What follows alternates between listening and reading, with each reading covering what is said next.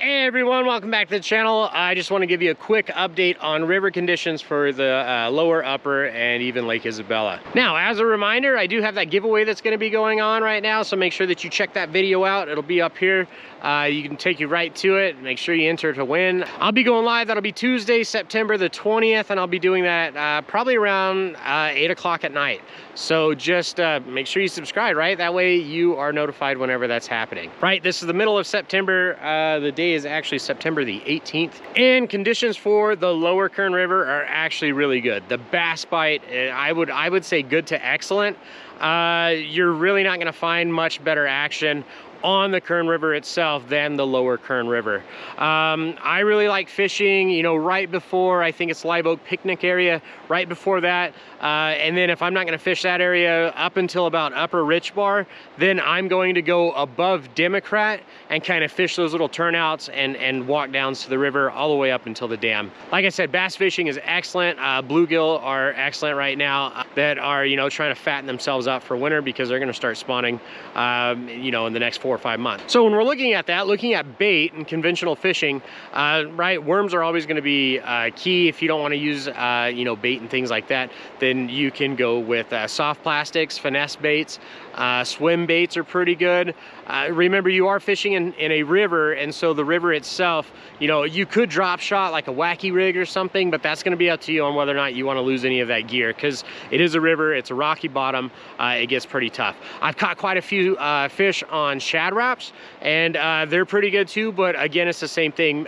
Be careful how deep that they are diving, because they will get hung up, and there's still a lot of algae and stuff on the water. I predict that that's probably going to go away within the next 2 or 3 weeks. Once we get down into the, you know, pretty consistently the 50s at night, low 50s, then a lot of that stuff's going to die off, and it's going to, you know, kind of cut back on a lot of it. I've heard catfishing is really good. I don't do a lot of catfishing on the river, but you know, there's a lot of people pulling catfish out of the lower Kern. If you're looking closer towards Bakersfield, I've heard really good things behind Lake Ming, all the way down to behind Hart Park.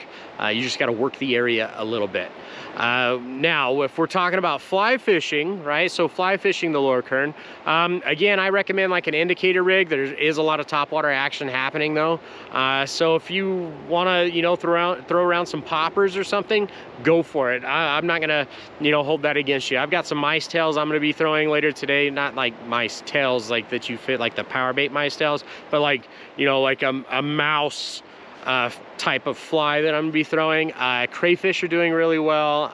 Anything that's kind of weighted that you can, you know, jig up and down off the bottom is gonna be really good.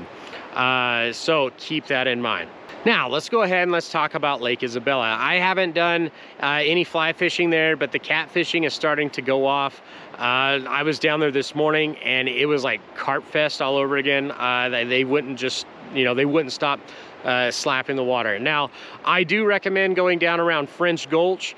You can see French Gulch, you know, it's got the most water. You got some nice deep runs there.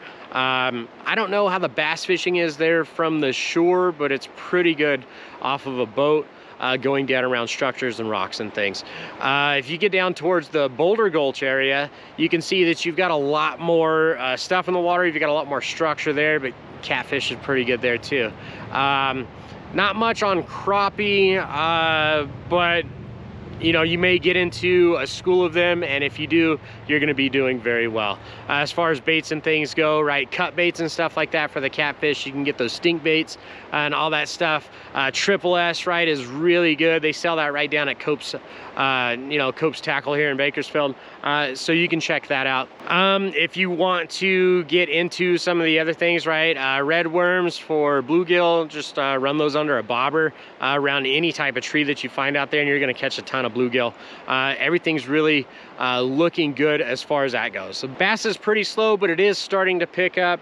I think here pretty soon the water cooling and all that other stuff, the bass are going to start moving closer to the surface and get within that, you know, 10-foot range. I think right now they're around like 15, 20 feet.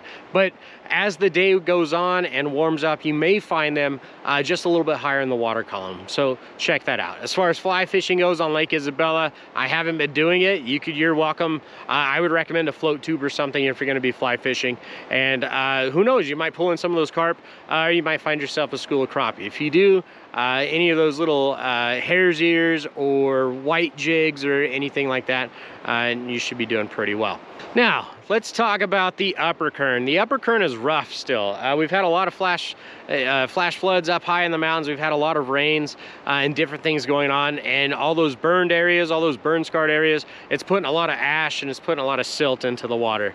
You can see as we go and as we move higher, it starts as chocolate milk down by the lake, and it's just like a watery chocolate milk as you get higher. Even up above Johnsondale Bridge, the water is murky, the water is not clean, but I do recommend, you know, going up higher. I did see some fish feeding. I saw a lot of rising fish up around the wild section, but the stairs are out, so you're gonna have to find another way down there or risk being fined. Now, what do they say? It's only illegal if you get caught. Well, yeah, don't get caught on those stairs, because it is going to be, you know, pretty big, you know, fine there if they catch you. But you can always go down around the bridge or different things like that, or, you know, take your chances.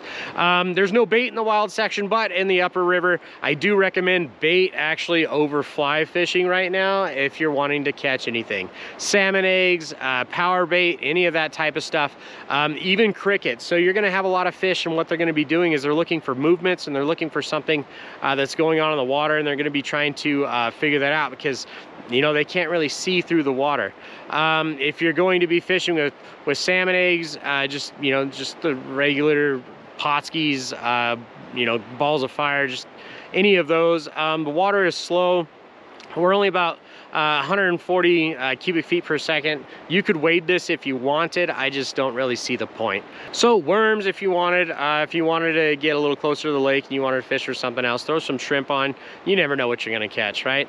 I do anticipate that the water is going to clear up. We've got some more storms moving through, but I think by the end of the month, the water should be pretty clear, and the fishing should be pretty good again.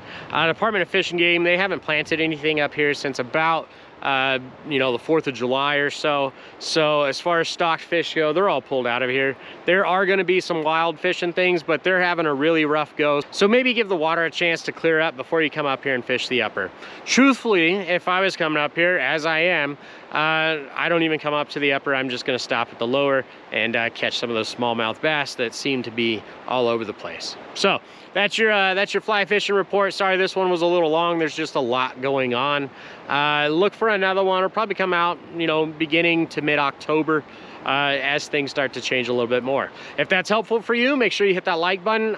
Make sure that you check out the giveaway that I'm doing that's actually going to be announced on Tuesday. I'll be going live for that announcement. Check that out. Check out my membership packages down below if you want to support this channel. And as always, if you haven't done so yet, make sure you subscribe. All right, everyone, I will catch you on the next video. Thanks for watching.